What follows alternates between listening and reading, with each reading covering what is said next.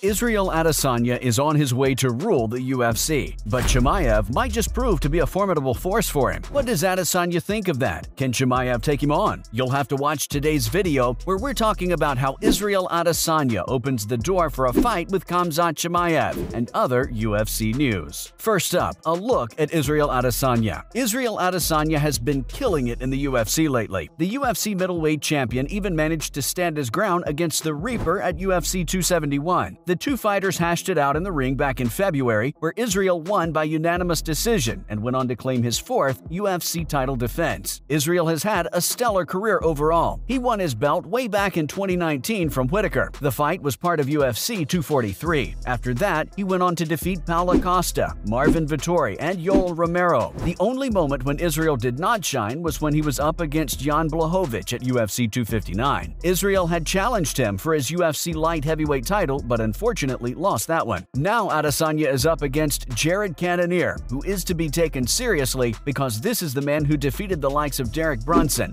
Strickland, Hermansson and Darren Till. In that list of challengers for Israel, we also have Khamzat Chimaev. Next, a look at Khamzat Chimaev. Khamzat Chimaev might just be the hottest fighter in the UFC right now. He's not middleweight, but is surprisingly still going up against Adesanya. Chimaev hasn't been in the UFC for long. He made his debut back in 2020 and since then has had fights in both the welterweight and middleweight category. Right now, the wrestler is ranked 11th in the welterweight rankings. For his next fight, Chimaev is up against Gilbert Burns, who ranks second on that list. It'll be an interesting fight for sure, and if Chimaev wins it, he'll be for sure looking into the title picture at 170 pounds. The fight is set to happen on April 9th at UFC 273. Adesanya's teammate Alexander Volkanovski will be headlining it. He'll be defending the UFC featherweight title against none other than Chan Sung Jung. What does Adesanya think of Chimaev? Last month, Chimaev made a jab at the UFC middleweight champion, saying that the last style bender will be easy peasy for him. His exact tweet was as follows: "Style bender, easy money for me. Zero wrestling, first round, I'm gonna kill him." Naturally, Adesanya has some thoughts about this budding new fighter who might pose a threat to him. The fighter made an appearance on the True Geordie podcast where he shared his thoughts on the matter. First things first, Adesanya does not take Chimaev as a threat at all. Adesanya's exact words were, "I don't have to take him seriously until I have to take him seriously." He did say that he'll definitely like to fight Chimaev only if he does what he says he wants to do. Israel further added that Chimaev would bring a lot of eyes. According to him, Chimaev is on his way, but he'll have to show Israel something first. His last fight did grab the UFC champion's attention. There was something that Chimaev did that had Adesanya like,